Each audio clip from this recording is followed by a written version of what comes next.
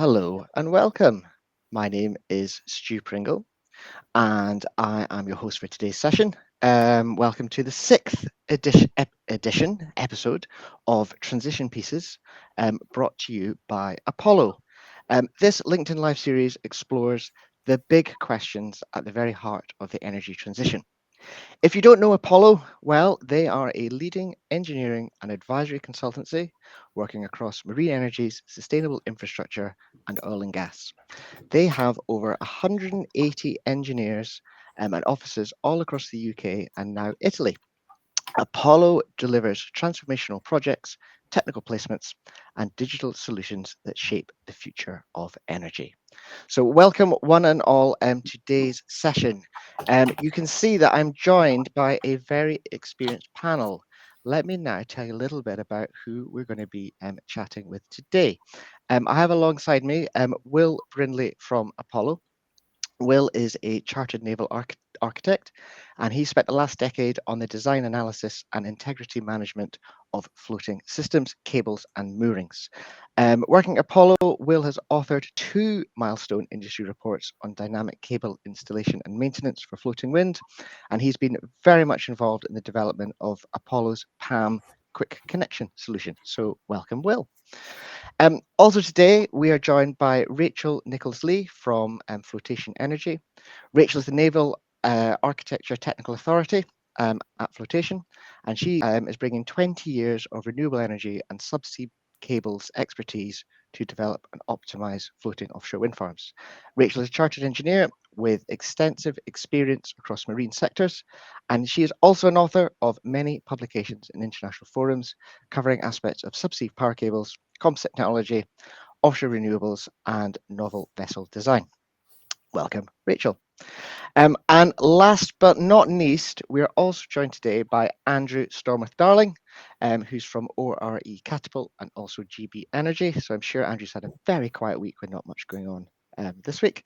Andrew has worked in the offshore sector for around 17 years, and his career spans a wide range of roles from offshore logistics planning, vessel access systems technology testing, and port assessments, which has led to collaborative industry forums, leasing, design, and running a leading floating wind joint project. Andrew is head of floating wind at ORE Catapult, and he also has an advisory role for GB Energy, and he has a broad remit to work with his network to tackle the challenges faced by the floating wind sector. So given that today's topic is demo to gigawatt learning what works, I cannot think of a stronger panel to bring together for today's discussion. So what we're going to do is we're going to run today's LinkedIn Live in three parts. And the total running time is going to be around 45 minutes. We are going to have some initial from Will at Apollo. We're then going to break into the main panel discussion debate, which we're going to run for the majority of the session. And then at the end, we're going to take some questions from you lovely people. How can you ask a question? Well, if you're watching this on LinkedIn, just like you'd comment on a post, if you put a comment in below the live stream, it will appear in the chat on the right. So what we'll do is if you put your questions in as we're going through discussion today, we will pick them up towards the end and we'll have a right old natter on those as well. So that's the plan. Okay, I think you've probably heard enough from me. So without further ado, I'd like to pass over to Will, who's going to share a few thoughts from Apollo ahead of the question and answers we're going to do today. Will. Thanks, Stu. So I guess this podcast title, Transition Pieces, is quite appropriate, I think, to this subject. So the idea of the podcast is transitioning from, our skills and knowledge and assets for oil and gas into renewable energy. And a real cornerstone of that, of course, is floating wind. And we're at a turning point now, a transition point for floating wind, where we're going from hundreds of £1 million projects, 1, 3, 5 demonstrator turbines. So we call these the demonstrator sites. And we're going to multiple £1 billion commercial scale projects. And at that turning point, we really need to learn as much as possible from those smaller projects so we get it right. These £1 billion projects can't be a success. They may not even happen if we don't share, learn quickly, learn quickly from these smaller projects. We have to learn about design. So there's some really important things we'll talk about in terms of design decisions, thinking about the risk profile in service of these demonstrators, and then how to bridge the gap from those small scale to a bigger scale, a slightly different project. But ultimately, we're scaling up. So it's that change in scale. What does that bring us? If we do that right, then these floating wind projects can give us plentiful power at an acceptable cost. But that cost is really important to get down, as we're all aware. So I think what we'd like to talk about today is, how do we make sure that cost is acceptable? Not just the initial purchase cost, but also those through life costs that we need to think about. And we have to ask ourselves, what have we learned so far from these demonstrators? But also, how do we do the next phase, maybe a bridging projects, so we can learn even faster and get more information. So I think that probably brings over to the first questions to the guests, and we can get into it.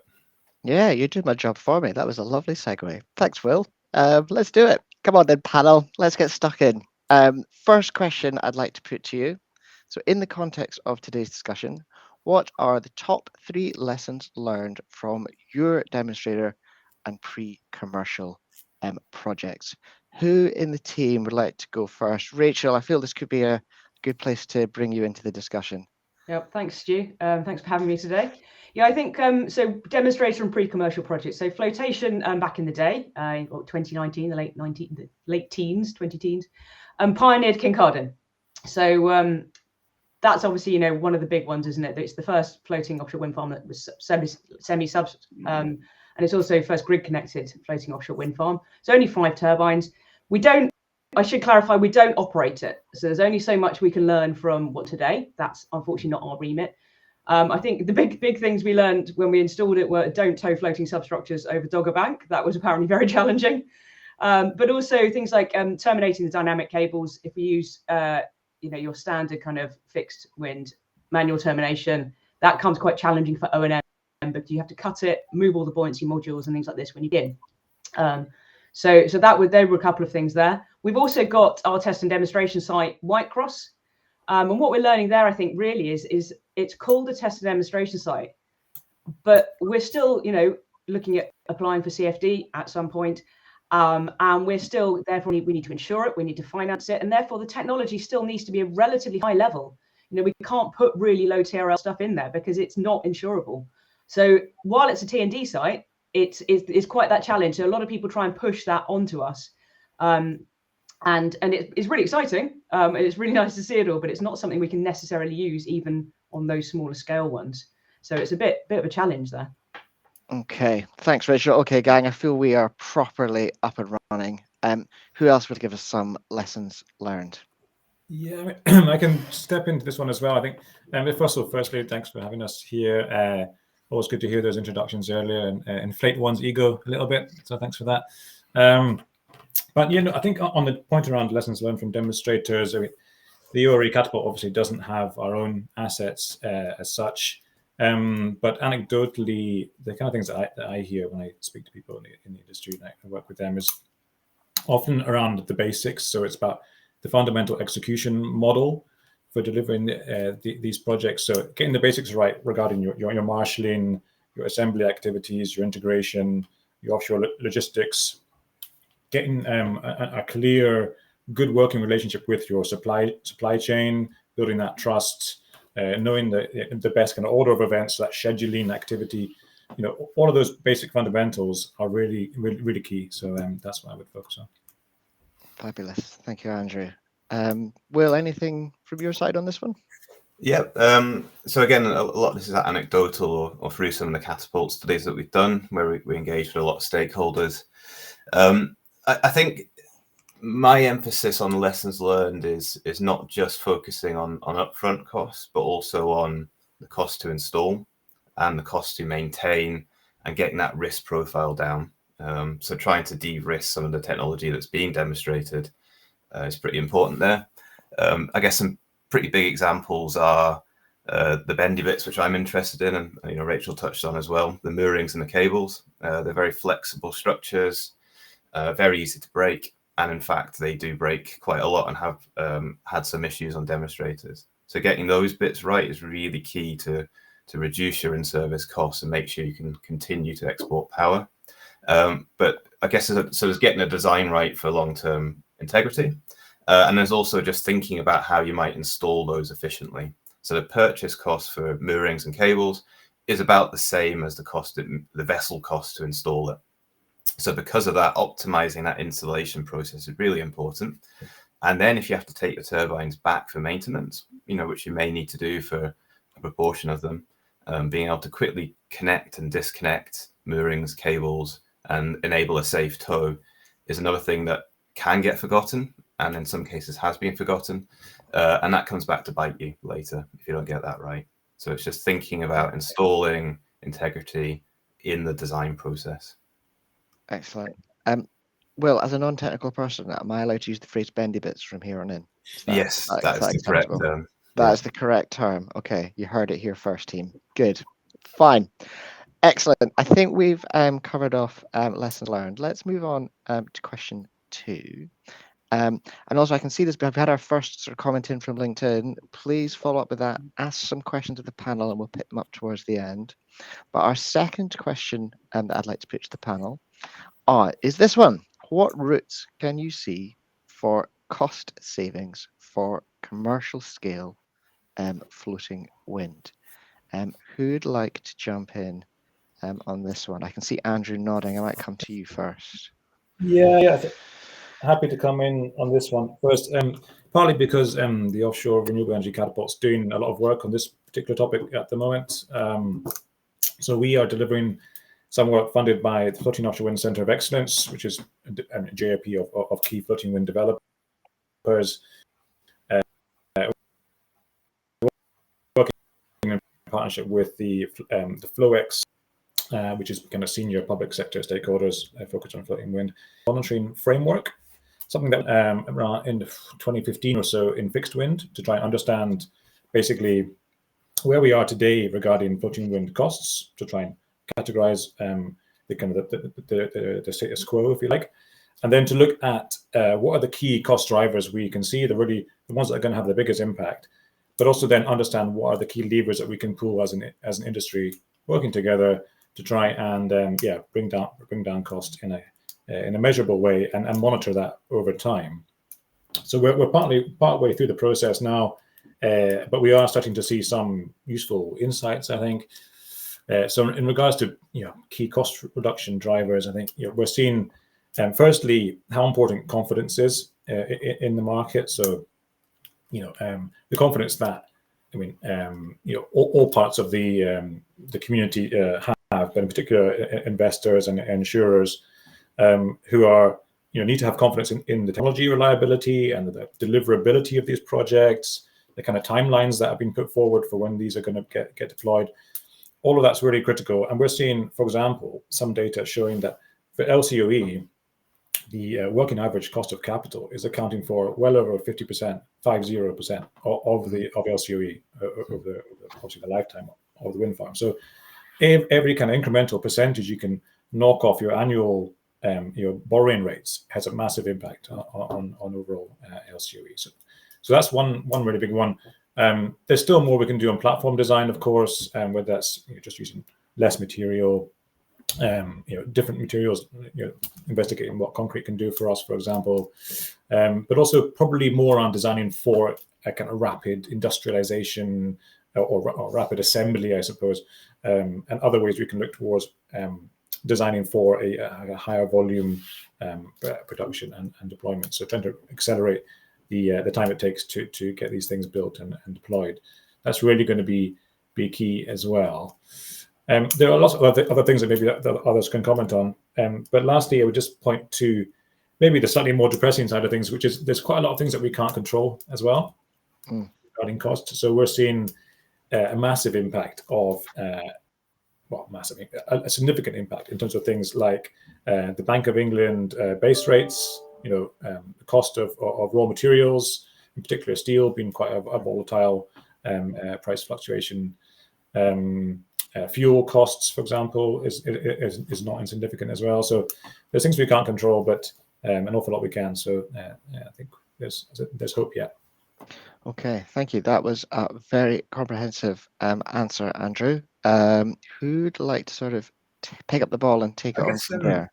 Stuart, well, Andrew, I was quite interested in that 50% figure. That's new to me. I knew it was important, but not that important. I guess there's like you say, there's a base rate that influences it.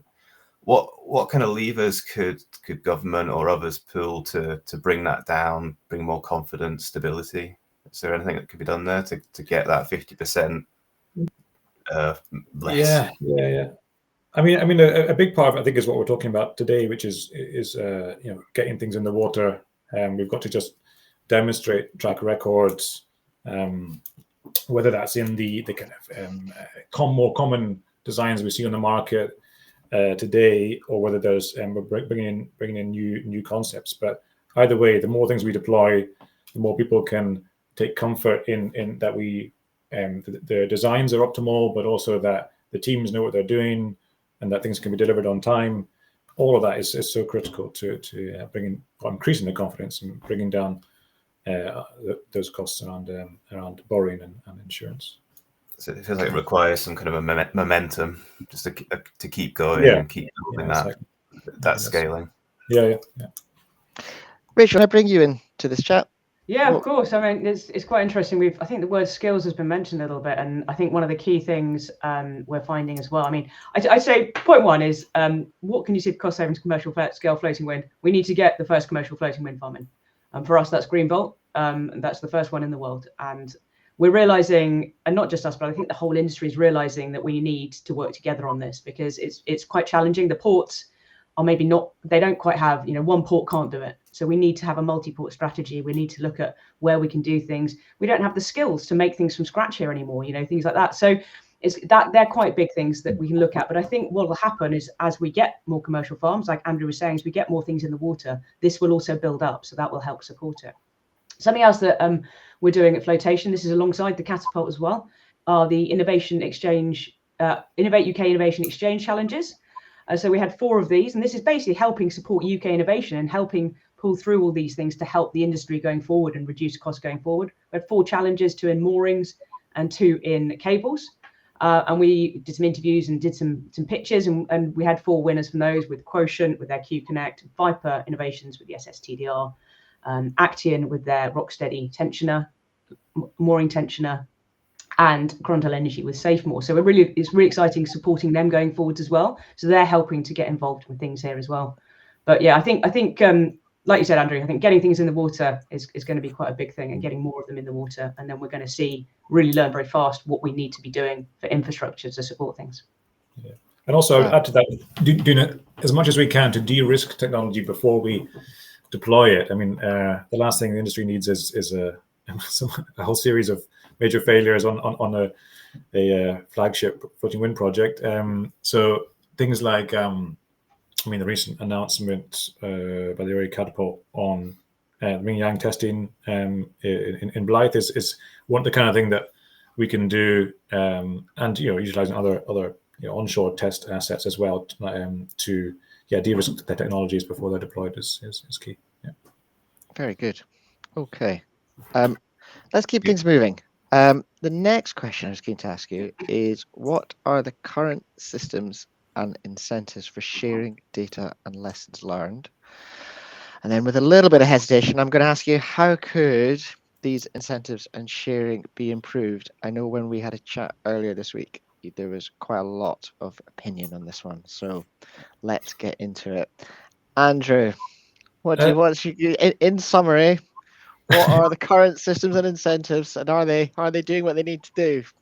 I think in short, not much, which is, you could say is a problem, but it's also somewhat reflective of where we are in the industry.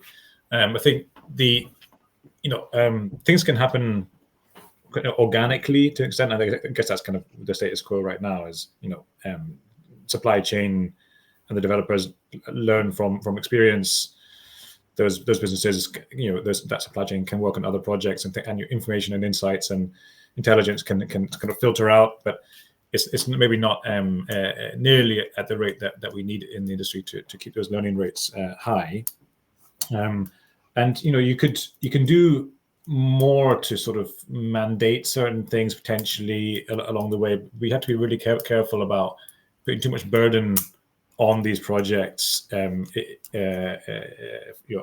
the outset, and especially at a time when we need to kind of learn quickly and make sure that the business cases are as optimal as possible. Having extra requirements on them can be a burden, so we've got to be careful about how we deploy that and how we those things.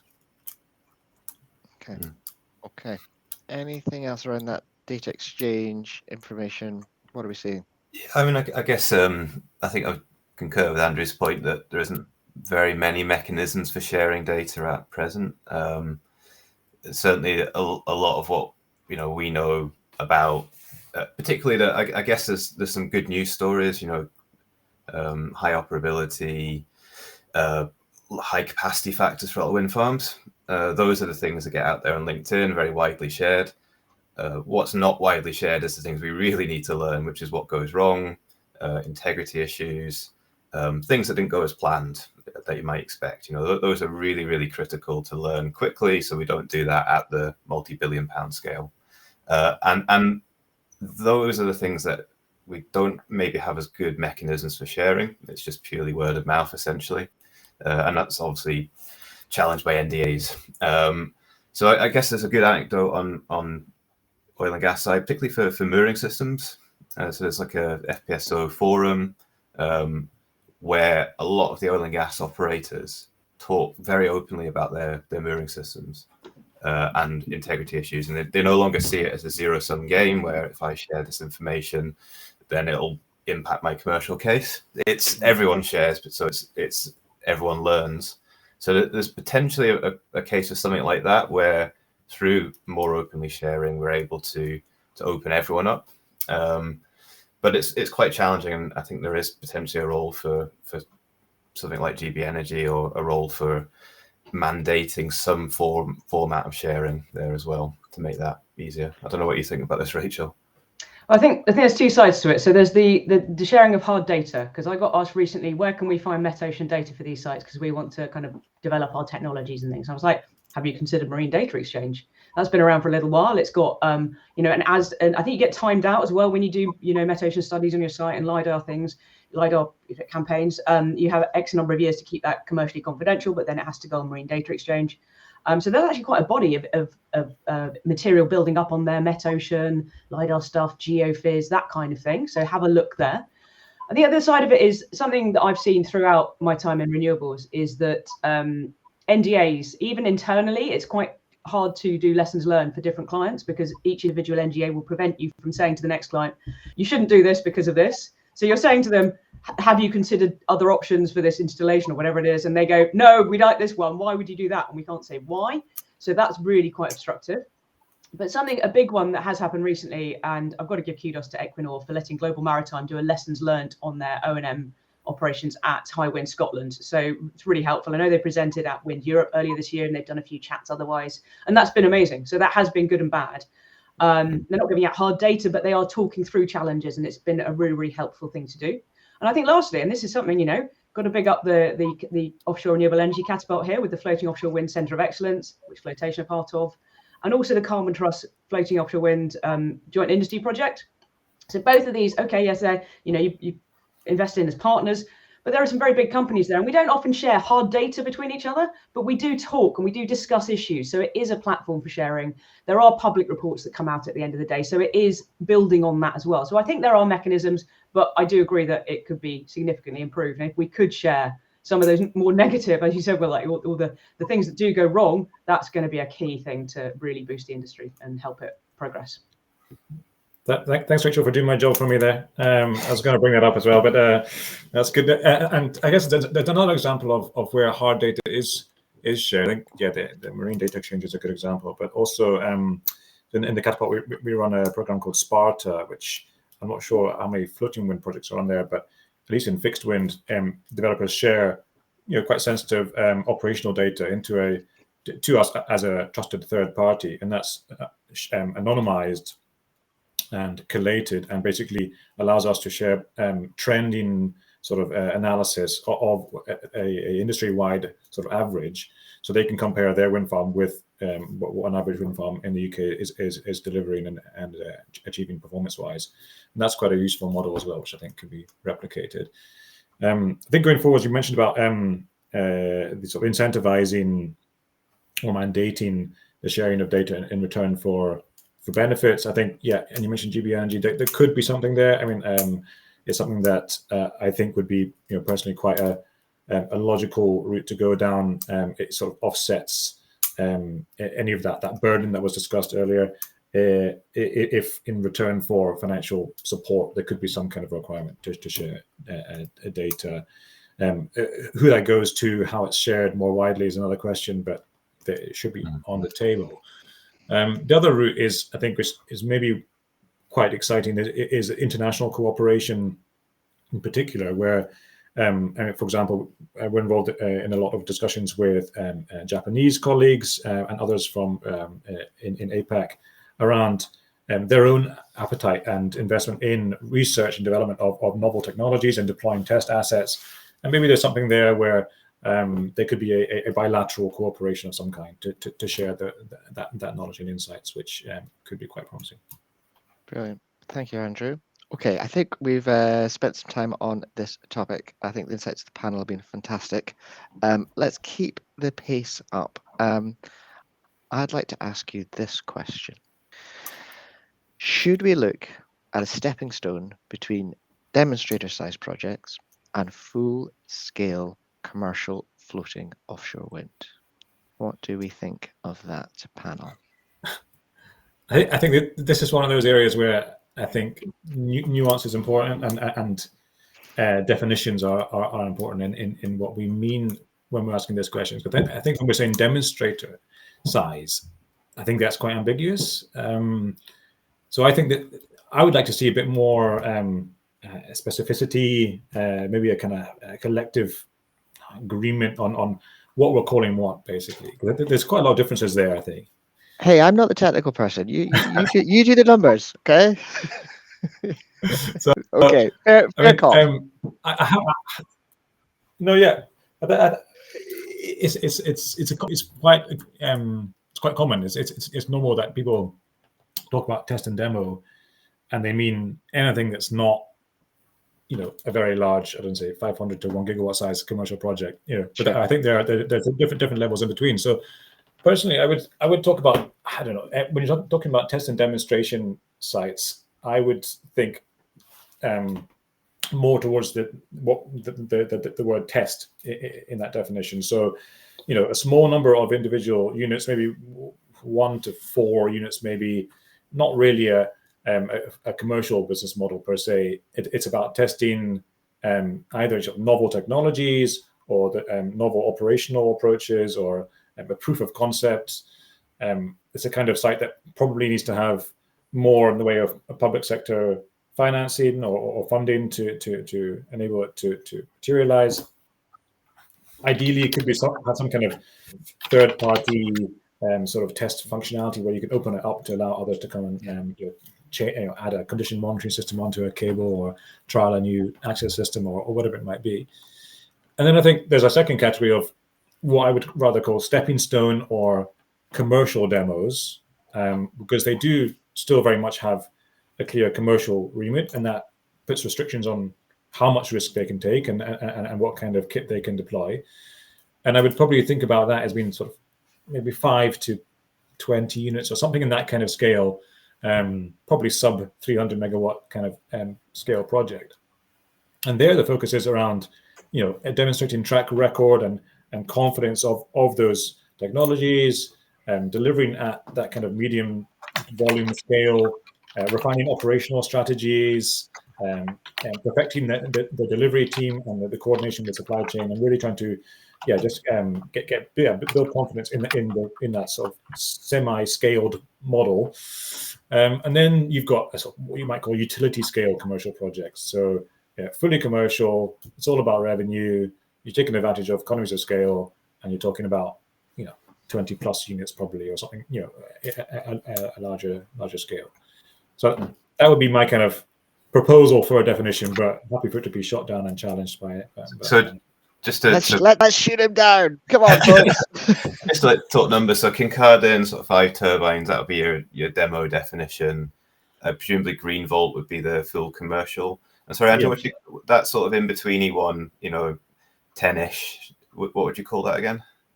I think it's difficult. I mean, there are grey areas, but I'd say 10-ish can still be a stepping stone project. It's going to have commercial requirements, especially if it's got project financing and things.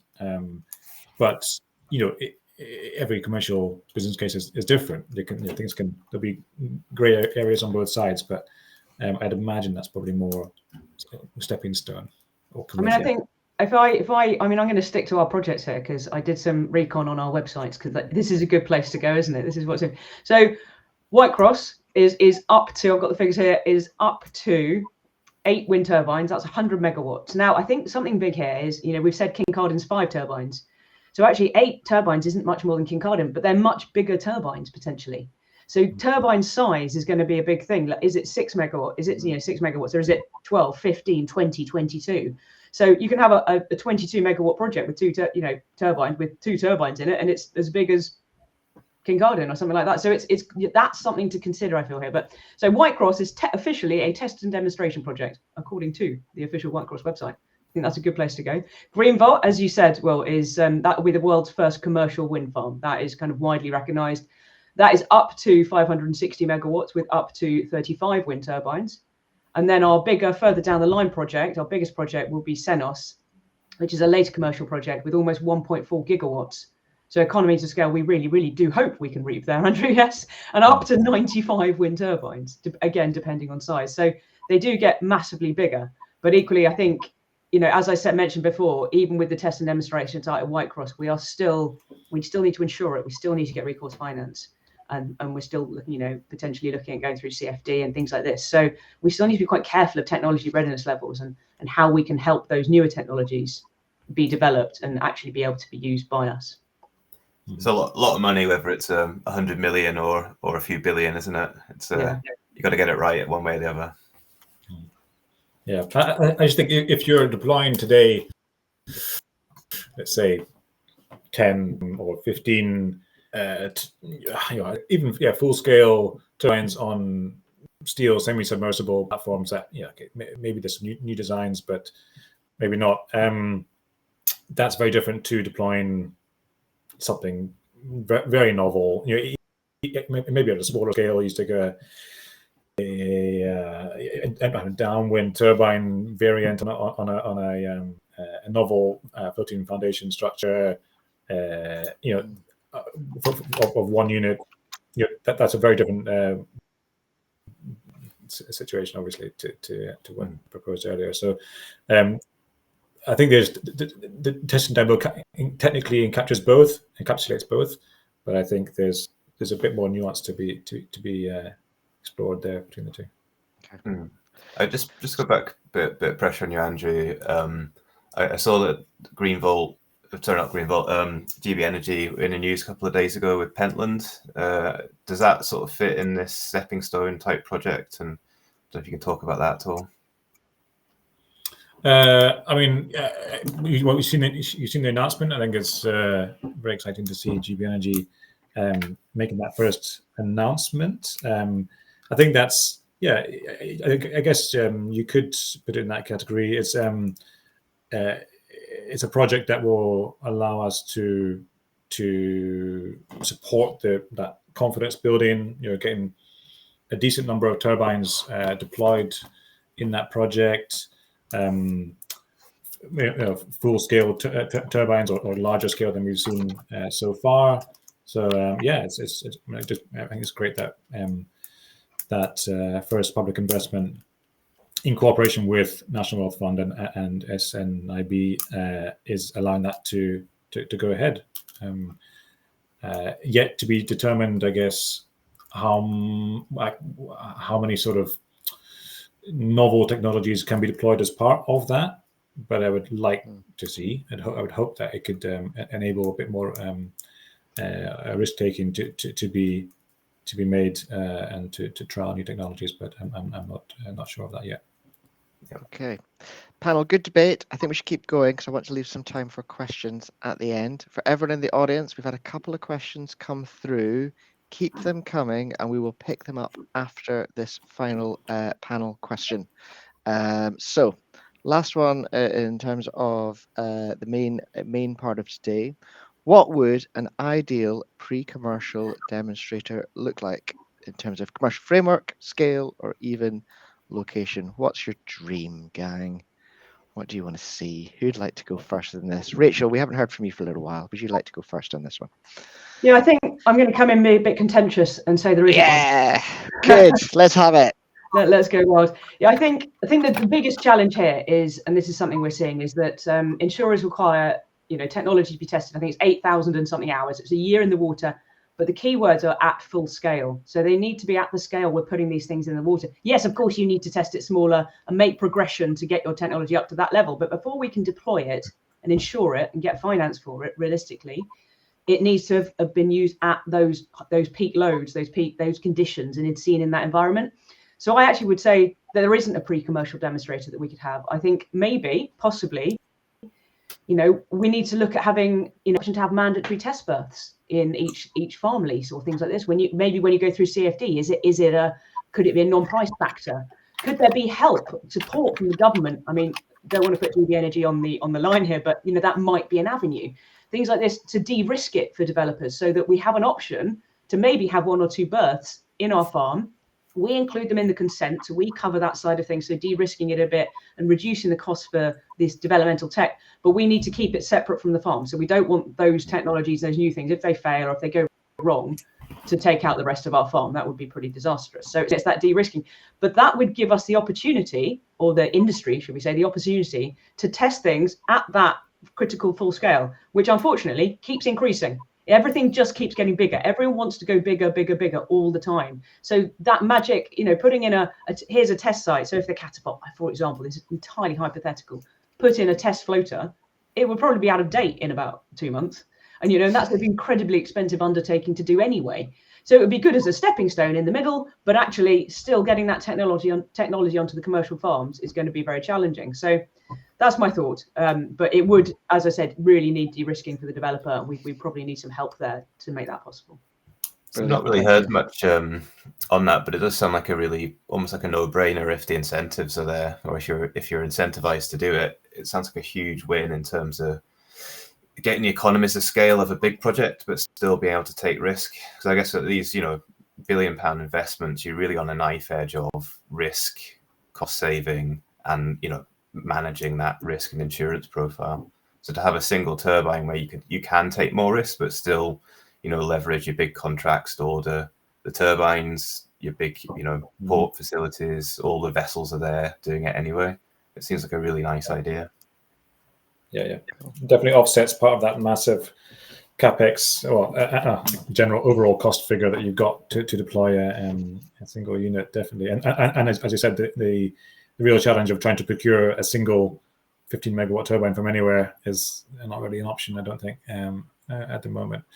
So I fully get behind the idea of having a berth or 2 as part of a more commercial project. Does offset a lot of those costs.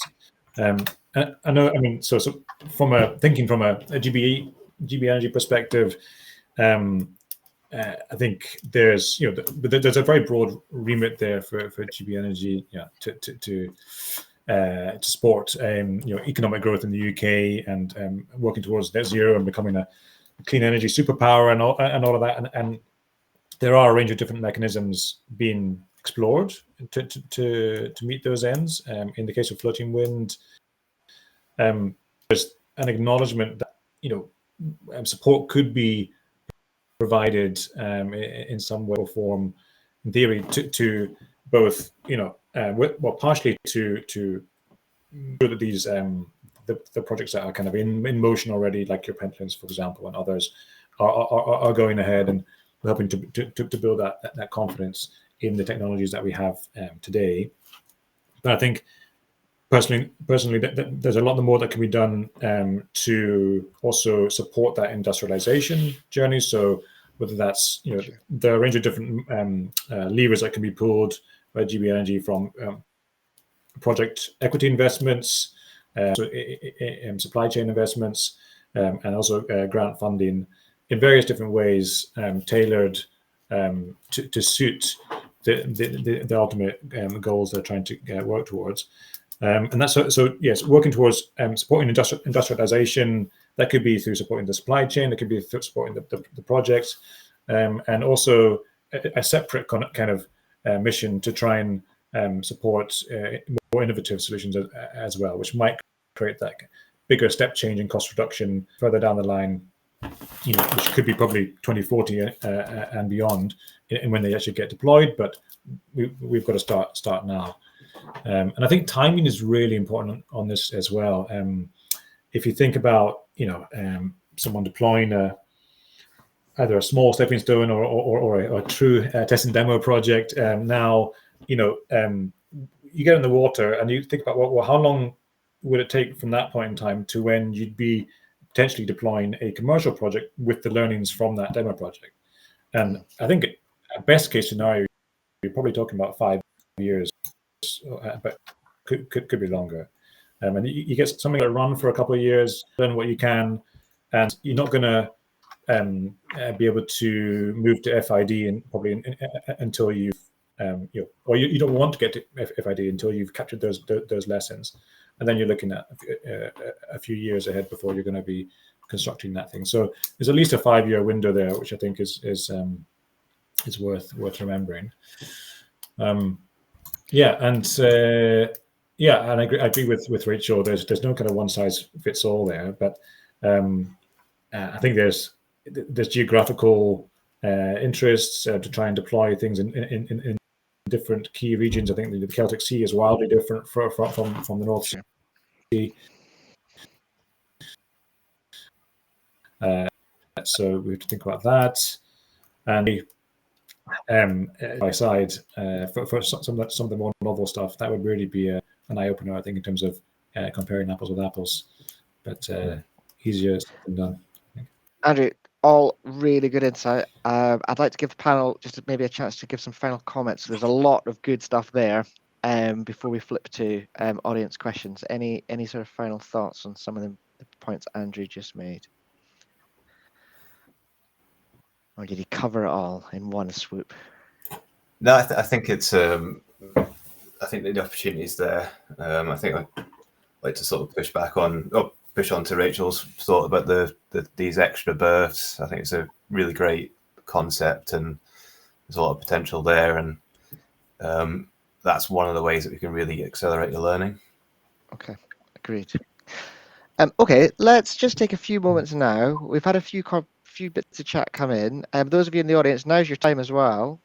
We've got a few there. Is there any Will that you think are particularly interesting and we can have a little discussion on? We've had some comments from Nigel and Lawrence, and Simon and Bian. Is there anyone there that you'd like to just sort of flash up on screen and have a chat with? Also, audience, now's your moment. You can sneak one in now. We can pick it up.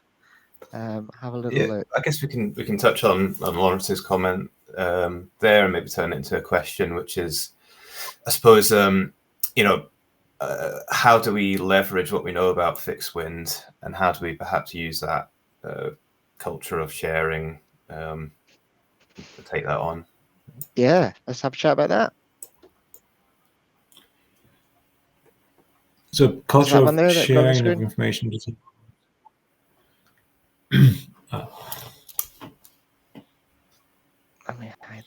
think it points to what we'd already said already from Rachel and myself around,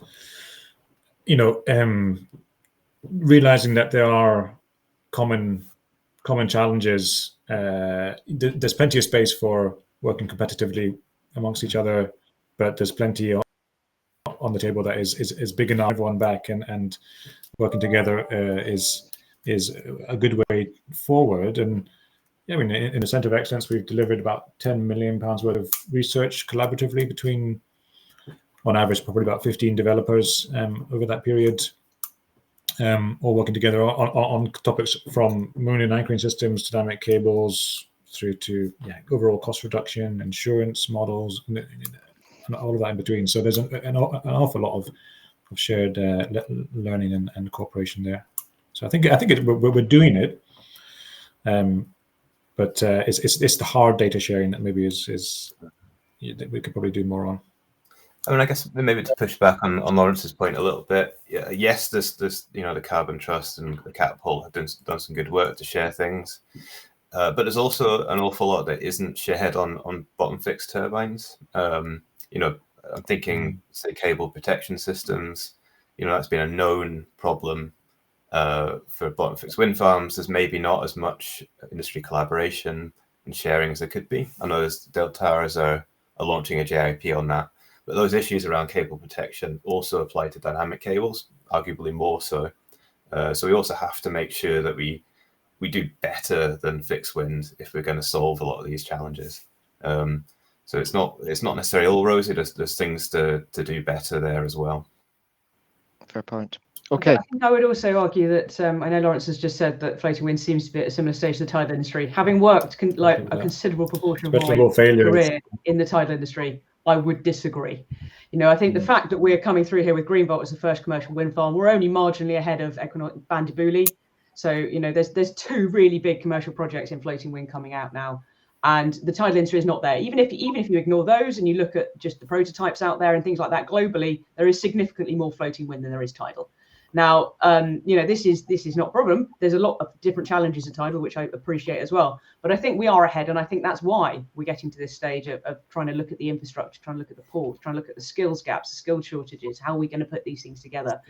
So I think things will change as the industry matures and more capacity is installed, but we've got to get that capacity in there first as well. But yeah, I think tidal itself has its own unique challenges.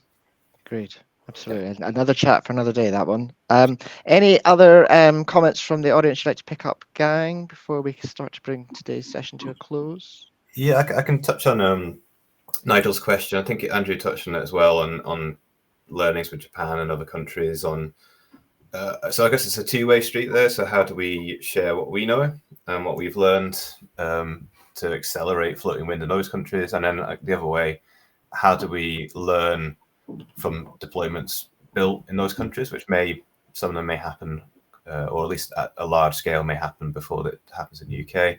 How do we take knowledge there back and create that exchange? I don't know if Rachel or Andrew has any thoughts on that. Well, I think so go on, Rachel, you up to it.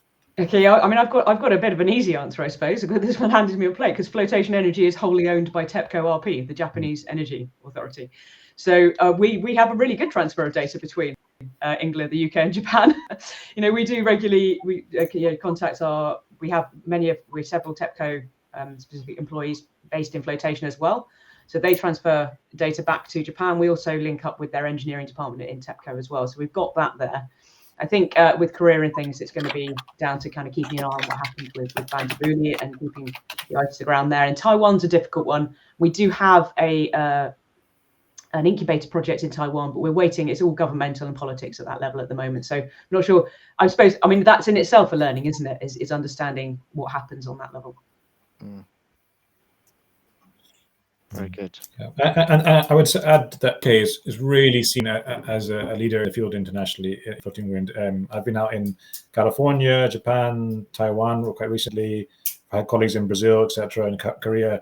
They all absolutely they'll sit there and absolutely have our full attention, or rather, we have their full attention regarding our knowledge and experience with how to simulate a floating wind market and how to work with supply chain and develop projects. So the opportunity is there now to really to seize on that and to set up these kind of partnerships and work together, I think. So we're in a good position. Excellent. I think, given where we are in the conversation and also given where we are time on the clock, we should probably start to bring today's session to a close. I hope that everyone in the audience has enjoyed the discussion and found it insightful. I'd like to give massive thanks to each of the panelists, Will, Rachel, and Andrew, who've given up some time in their busy weeks, have spoken so candidly and shared so much information on this forum. You've been absolutely brilliant, so thank you, each of you. If you would like to follow up with any of our speakers, they said to me they're all active on LinkedIn and easy to find, so that's the best way to connect with them. So please do that follow up. And if you would like to speak further with the team at Apollo, you can see very easily there how to contact Apollo themselves. And that really brings us to the end of today's session. I hope you've enjoyed this transition piece series. We are looking to be back next year. If you've got ideas for topics, please also send them into Apollo and we'll have a look at those. But for Transition Pieces 2025 and for today's session, that is a wrap. So thank you once again, and we will now bring the session to a close. Thank you, panel. Thanks, everyone. Thank you very much. Thank you.